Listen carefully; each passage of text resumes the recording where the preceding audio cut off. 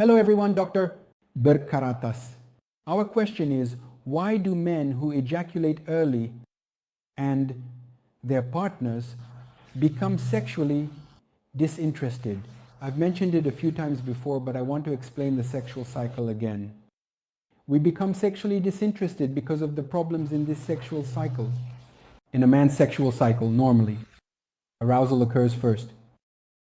This is how arousal occurs. There is a pleasure phase, followed by the orgasm phase, and then it ends like that. The length of this pleasure phase is very important. This is the curve of a normal man. The curve of a man who ejaculates early rises, but he experiences very little pleasure because he ejaculates as soon as he enters the vagina. Or right after, he experiences very little pleasure, making this pleasure phase quite short. Let's write down pleasure here. Because the pleasure phase is short, a man wants to engage in sexual activity again. So he wants to engage in multiple sexual activities in one night. The reason is that he didn't experience any pleasure the first time. Because he didn't experience pleasure the first time, he thinks that if he lasts a bit longer the second time, he might be able to experience more pleasure. But of course, this is not a very likely situation in marriages and with regular partners, because the routine sexual position is returned to once or twice a week.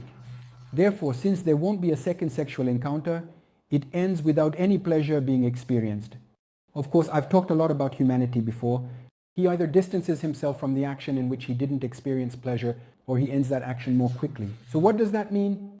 If a person is not experiencing pleasure from sexual intercourse and is ejaculating early, they will either start to ejaculate even earlier after a while, or they will develop a lack of sexual desire, which can lead to erectile dysfunction. The same thing applies to women. Normally, this curve also applies to women.